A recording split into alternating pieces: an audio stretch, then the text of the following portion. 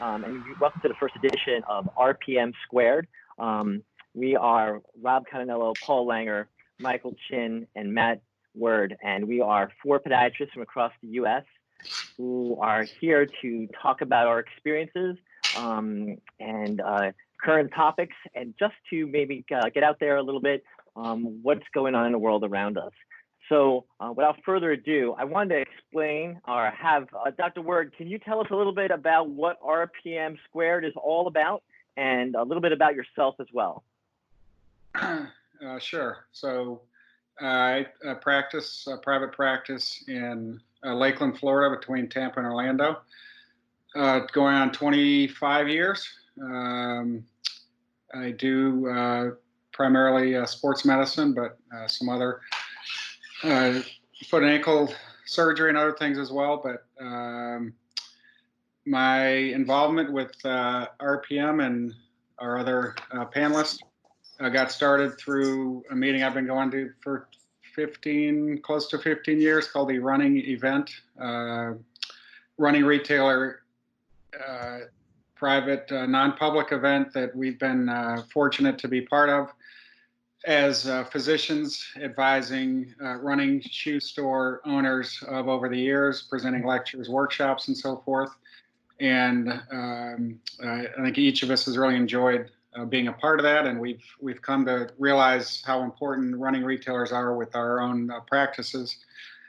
And several years ago, we all kind of collaborated and got together with the idea of trying to provide a service not only for the running retailer, but also for the foot and ankle specialist to advise our patients properly on proper athletic shoe wear, and at some point come up with some kind of a test grading system certification where more knowledge is better and more communication. The sports podiatrist and a running retailer is pivotal, but we're kind of branching out from that idea, but that's kind of how that came to fruition. And can you tell what name you came up with? I don't know if you heard me. Can you tell us a little bit about the name you came up with, RPM Squared? Yeah, sure. So, there's 4 of us, and I guess to make a long story, something that's kind of catchy that would influence someone that's looking at potentially consulting service to kind of rev up their sports medicine practice or business for any other purposes. Basically revving up, turning up the RPM revolutions per minute. Otherwise, each letter, Rob, Paul, Matt, and the M squared, it's R squared, is what the we kind of went through it a year or 2 ago, so that's it. Great. Hey, Dr. Paul Langer, can you tell us a little bit about yourself, where you are, and what your practice is like? Sure. My name is Paul Langer. I'm in Minneapolis. I work for an orthopedic group called Twin Cities Orthopedics here in the area. We're one of the biggest orthopedic groups in the country, and there's over 120 orthopedists, and there's 3 podiatrists. And my area of specialty is sports medicine. And basically my passion for running and endurance sports is what led me into podiatry and particularly sports medicine. So I've worked with mostly from being interested and passionate in sports and health and wellness, that kind of led to my career. And along the way, I also worked in running shoe stores just to help kind of myself learn about footwear, but also I learned a lot just from talking to runners every day and fitting runners in shoes when I was a student. And that ultimately led to an ownership in a running shoe store, Fleet Feet, Minneapolis, here. And my clinic and my retail are very complementary, as you can imagine. I pretty much have a discussion about footwear with every athlete I treat and every patient I treat. And so to me, that's a really important aspect of just overall health and wellness, is having comfortable protective footwear. but it's very tricky kind of understanding what the proper kind of footwear is, and it's going to be different from every person, every athlete. So personally, my love of sports and health and wellness kind of led to this career and ties in with other aspects of health. And I think we'll be talking a little bit later about how all those things are going to be changing. But that's a little bit about my background. Awesome. Thank you, Doc. Dr. Michael Chin, tell us about your practice and your passion. Thanks for putting this all together, guys. And similar, strange enough to Paul, my sports medicine background started when I was a tennis player in high school, and then having foot issues and seeing a podiatrist. And the guy was really nice, and kind of got me on a path of at least thinking about medicine. And then fast forward to kind of what I'm doing now. I started working with the Chicago Marathon as a student volunteer.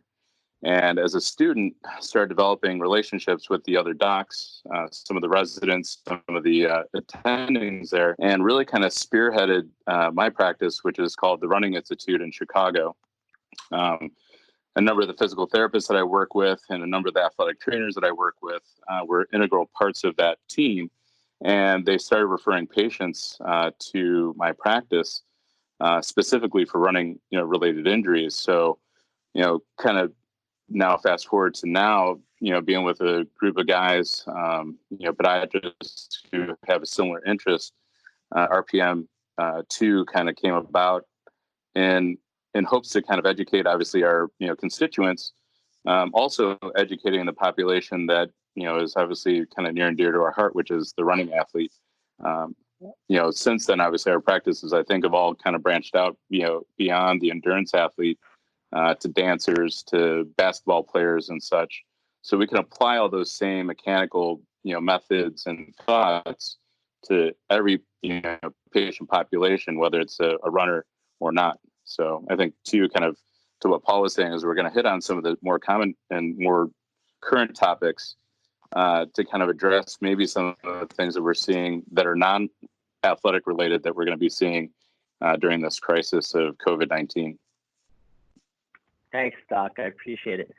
So a little bit about myself. My name is Rob Kannan. I've been in private practice in Orangeburg, New York. It's called Orangetown Podiatry for about 30 years now. And I'm in the Metro New York area.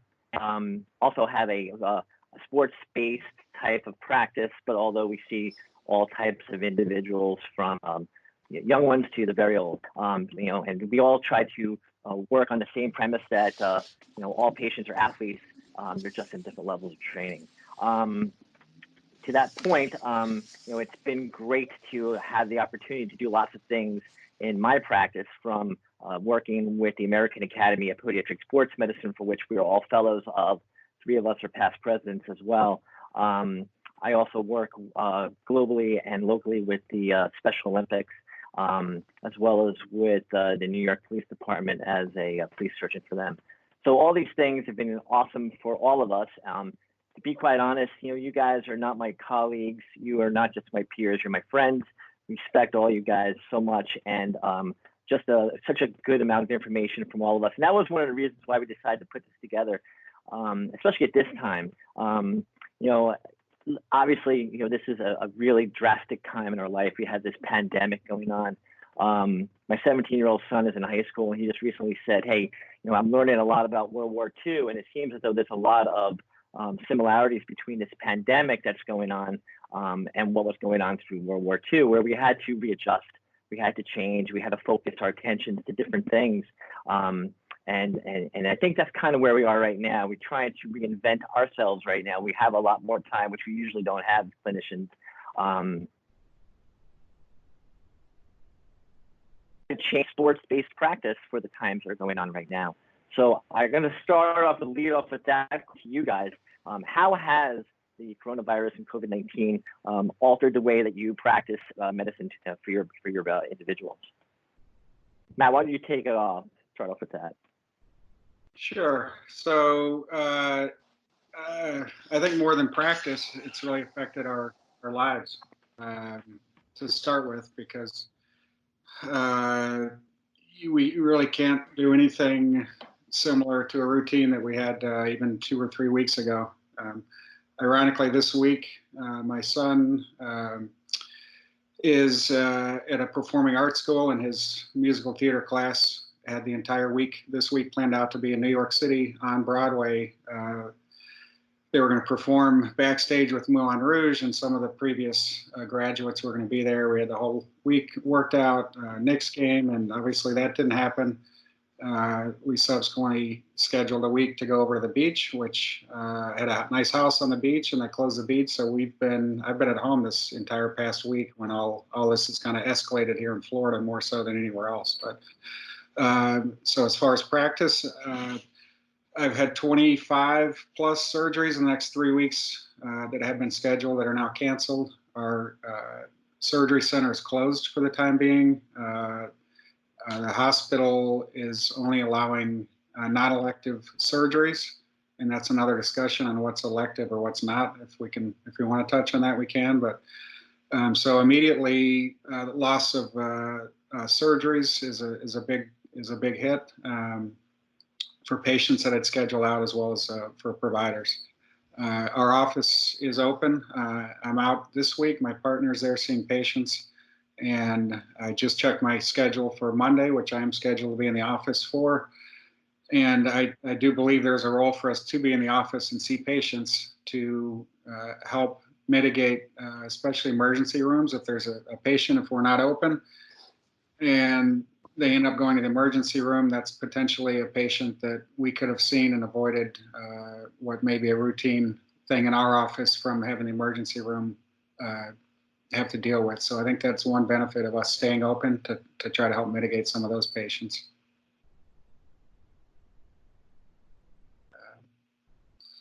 And I guess I'll see back Monday morning exactly what the extent of it is, but I know I've got at least 15 or so. A good point. And 15 or so patients, and we've sent out just on a practice management and a keeping our patients informed.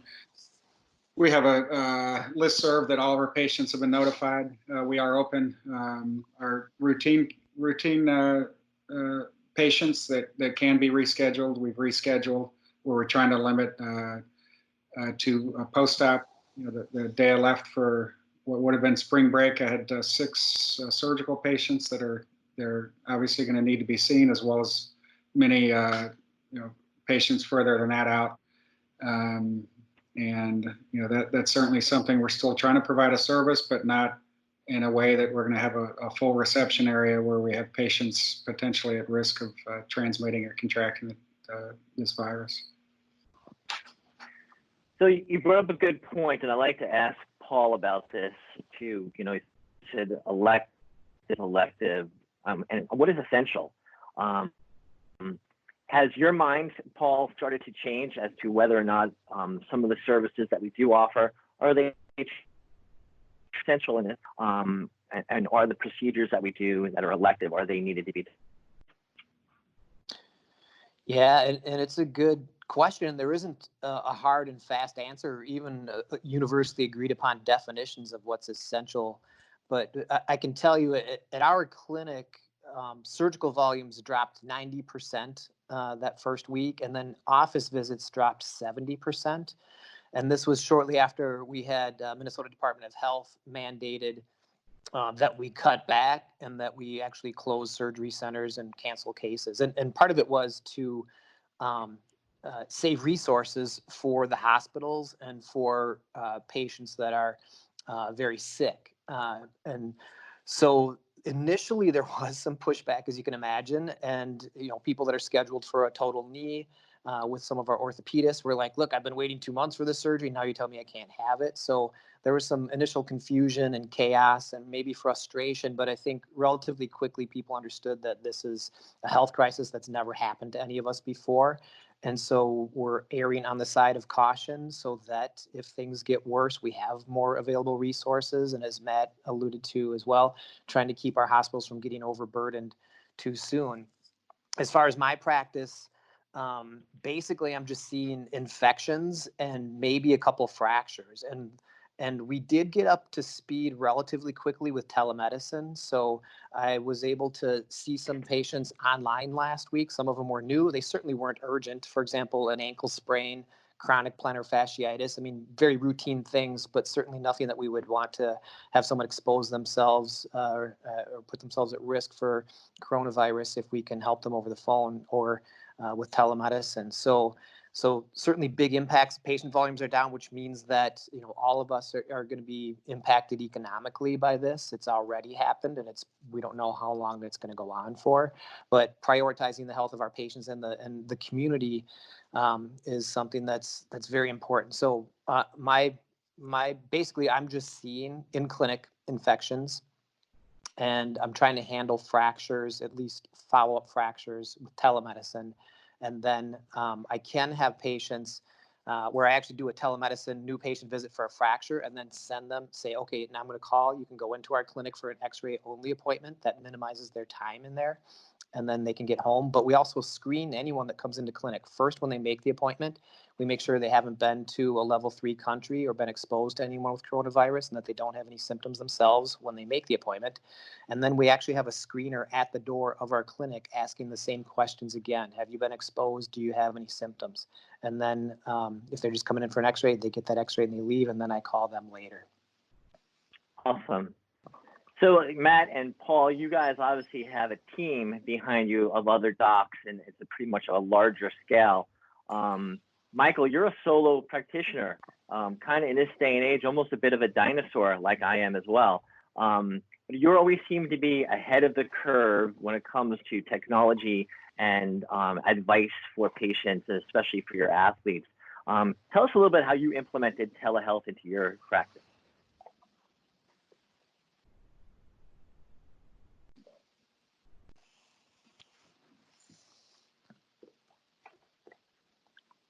Hey, Mike, unmute. Mike, unmute yourself. He's great at this. There you go. There you go. Technology. Can you start again? Yeah, I'm like really into technology. So anyway, You can. as Rob was alluding to, that we started implementing telehealth this past week, actually tail end of last week, and realized that patients and certainly staff members, just minimizing the risk of them getting exposed. Being that we're in a big city and obviously there's a growing number of cases of COVID in Chicago, they're at the tail end of maybe some protocols that we put in place, and they kind of want to know where they want to be moving forward. So we set up a video conferencing through Blue Jeans, which is similar to Zoom. And we had Blue Jeans actually set up with our telescribe, who's a video scribe in the Philippines. And what's nice about having the video scribe in the Philippines and also on Blue Jeans is that when a staff member connects us with our patient, we can actually take that call and actually integrate her note taking to that call. So I don't have to take notes while I'm actually talking or discussing the treatment options with the patient. So she's actually able to transcribe all that detail into the note right away, which has been hugely successful. So we've done probably about 10 or 12 video conference calls. The one thing that insurance policies are hoping to open and enroll is the ability to bill those visits with whether it's a modifier or place a visit code. So that allows us to be able to see those or, again, treat those patients from afar. Same with Paul and probably with Matt and yourself, Rob, that I still have to see some patients in the office, post-op patients that I've had, fracture patients that I've, imaging wise need to get images on. So it's nice to have a smaller location where I can actually have a one person, staff member kind of escort a person back. They have a 30-minute appointment, and then there's no overlap. So we do have the luxury of having kind of one in, one out type operation. That's great. Personally, it's something that it's so dynamic. It's been changing. My ideas about this have changed from not just from day to day, but sometimes from hour to hour. And I'm sure you guys felt the same way. Last week, I would say that we were business as usual, seeing lots of patients, taking all the precautions that we could, like you said, seeing one patient at a time, cleaning thoroughly in between each. But here in the New York metro area, we're at the epicenter of the world right now of this disease, and I almost feel as though I'm starting to change my thoughts about things, and I think it might be my civic responsibility to hit the pause button for a little bit as far as what I am going to see and not see. I am, like Matt said earlier, we want to try to keep people out of the ERs and out of the hospitals. So I will be seeing emergency patients, and I will be seeing other individuals. And one thing I learned, after seeing those large volume of patients last week, is that I started to look at who was coming to see me, and we're about 10 miles away from Manhattan. And what I was seeing a lot of law enforcement. I was seeing a lot of EMS. I was seeing a lot of healthcare workers. I was seeing a lot of construction people, and I was seeing a lot of people who are involved, believe it or not, in the food industry. So these are still our athletes that have goals, and they are trying to keep our world going. But obviously, there's a role, but there's also the other part of me, and this is the part that I struggle with, where some people are a bit cavalier about what's going on, and what might not truly be an essential issue. And I think that has to be something that we as clinicians kind of express to those individuals that, hey, maybe we can hold off and we could teleconference about what we could do, and maybe take a step back, and although we can't lay hands on all the time, but maybe we can talk you through it, which is kind of a lost art to a certain degree sometimes, where we listen a little bit more and we kind of think outside the box, and or go back to the way things were beforehand, where we could say, hey, take 2 aspirin and call me in the morning. Maybe not that extreme, but at least, help them kind of figure out ways of doing things. I think it's kind of one of the things I've learned from this whole process that I might move forward into the future with my patients to obviously take a little bit more time and listen to them and go forward. How about you guys? Are there things that you're learning right now that you are implementing that you think you might implement after the coronavirus pandemic? What do you guys think? Did you hear that?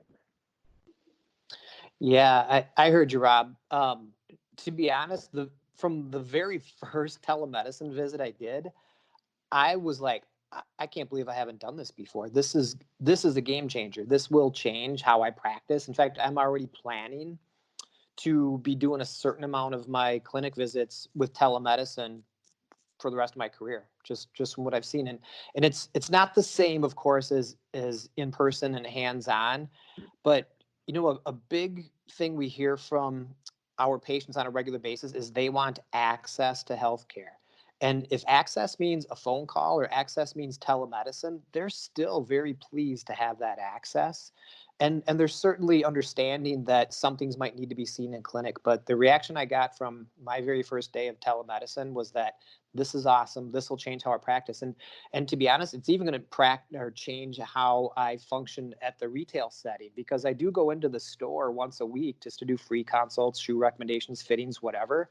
And it made me realize that, hey, I don't have to be in the store all the time, and I can be more of an on-call resource for my customers in the store and for my staff at the store by doing things like this. And so to me, telemedicine is unbelievable. And I think pretty much everybody in the medical community would agree with that. And I'm sure Matt and Michael can comment as well. Yeah, so not being in the office the last week, I have not ventured into that, but certainly I already have plans Monday to do some of that. I've had a significant uptick in is text messages, including, I think I shared with a few of you, from patients, friends, potential patients, post-op patients that are eager to send pictures of whatever their issue is.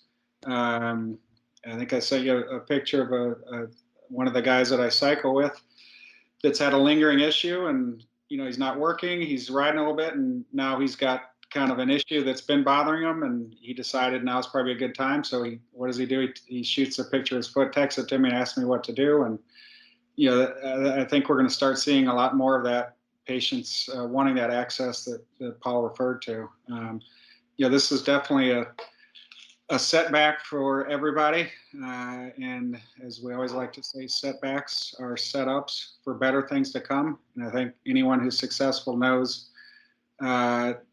they've been through challenges where they haven't succeeded in everything. And I think the failure, not that this is a failure, but a setback, now's an opportunity to look at things differently. How can we do things a little different, be more efficient? Certainly, the financial strains are going to be there economically, and I think the better position we are, not having debt, being able to weather through these storms is a big factor. We have in our state, as well as I'm sure most states, having small business loans and things along that to get us through these times. But I think if you're set up, which we've been fortunate to have some good advice over the years, that we're not wanting to take out any of these loans that we don't have to. So I think it's just peace of mind and realizing you never know what's coming. And the preparation and be as prepared as you can is some sage advice. Yeah. How about you, Michael? What things would you utilize moving forward? Definitely the telemedicine portion for those patients who may be traveling from out of state. We do get a fair number of people who travel from Indiana, Wisconsin, and Michigan. To save them maybe the travel, which is huge because they're traveling sometimes over an hour to get to my practice. I kind of agree with Matt. I mean, kind of when the managed care health system kind of changed with Obamacare, we had a big hit back then, and I ended up securing business lines of credit to just be able to pay for my staff and pay for overhead. And I think, by securing that and being, kind of mindful of what your overhead costs are, especially as a private practitioner, as, Matt and Rob, kind of know that you need to have some backup plans. I actually activated one of my, lines of credit just because you don't know what the banks are going to do. They may or may not have that money available to them.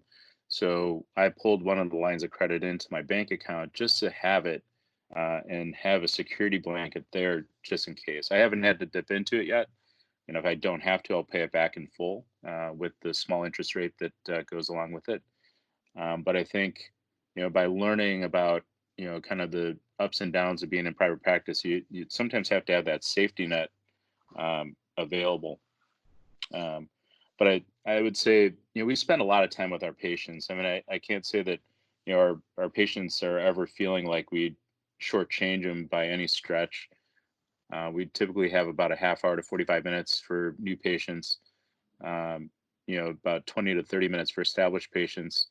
So, we do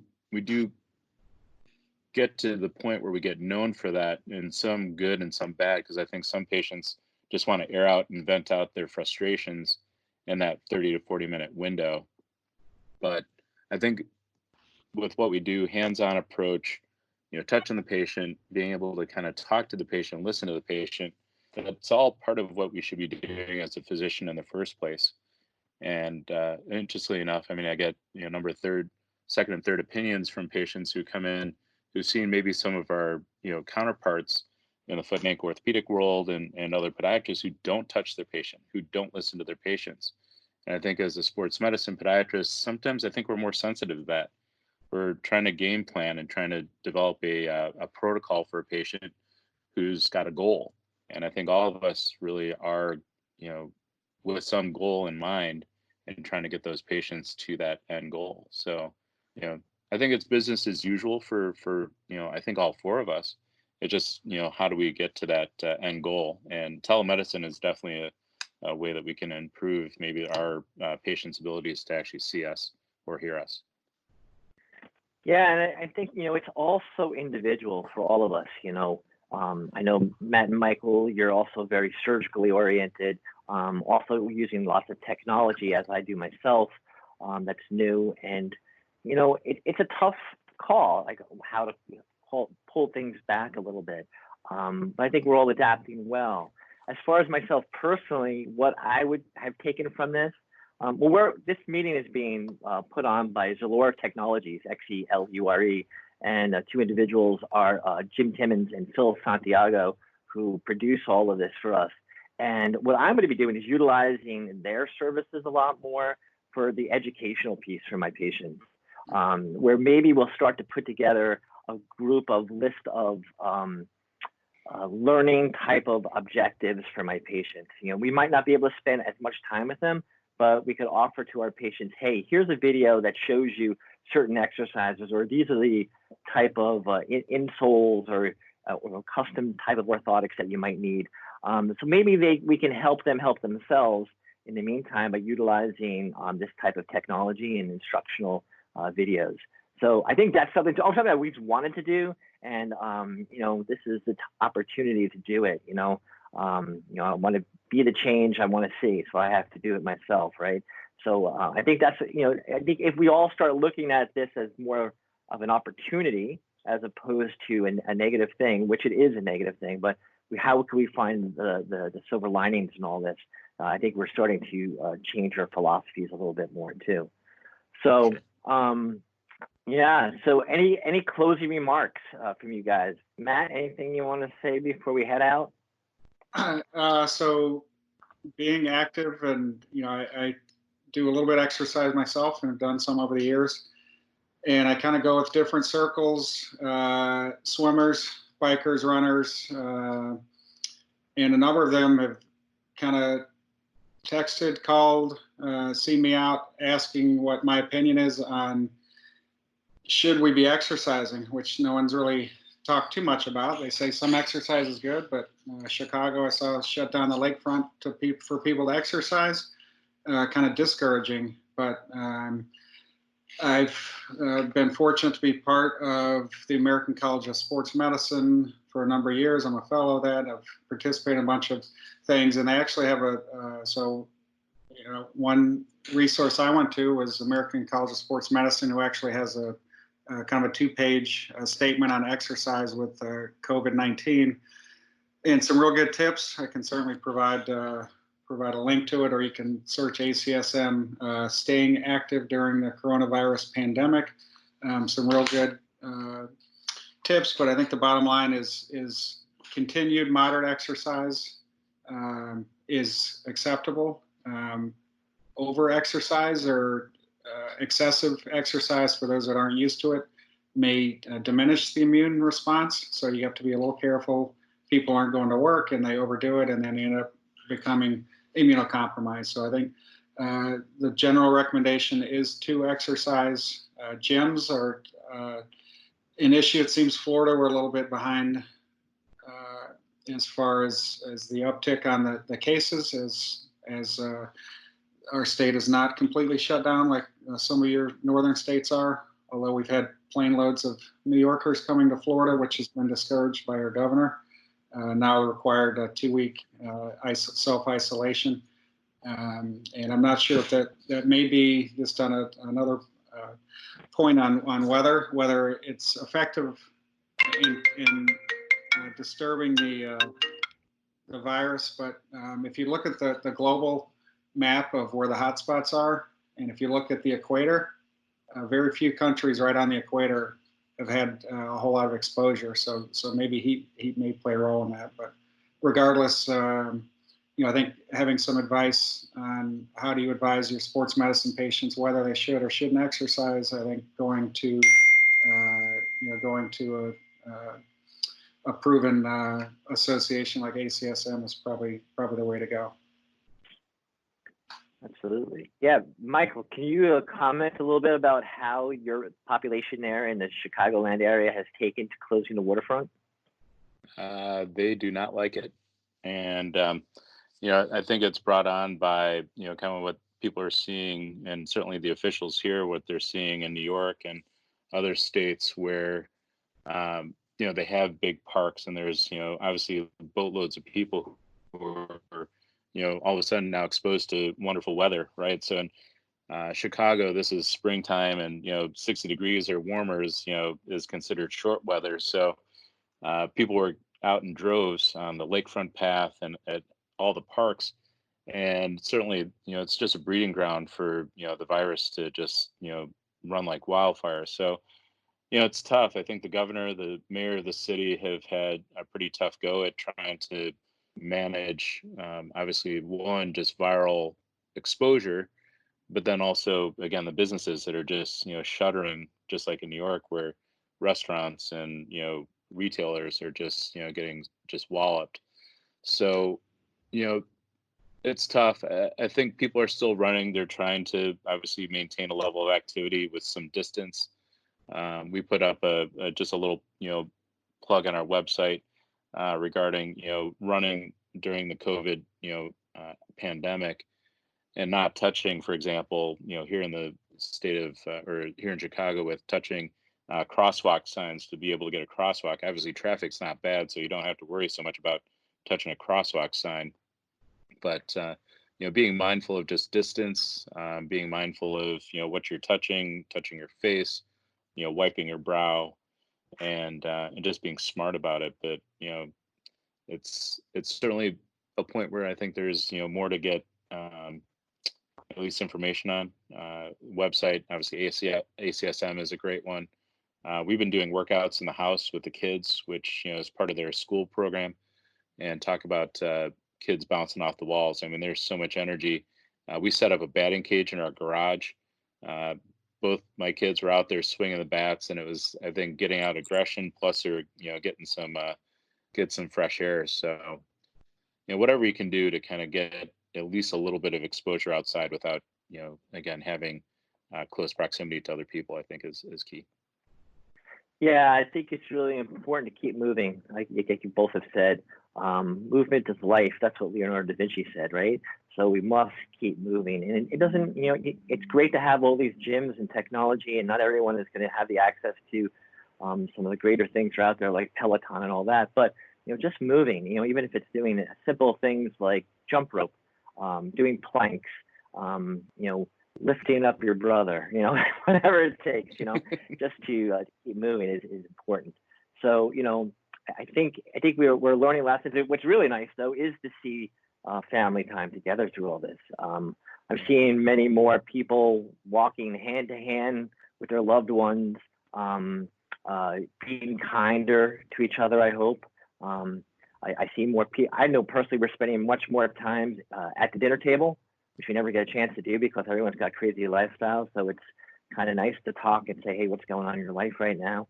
So, that's one of the things I'll take from this as well.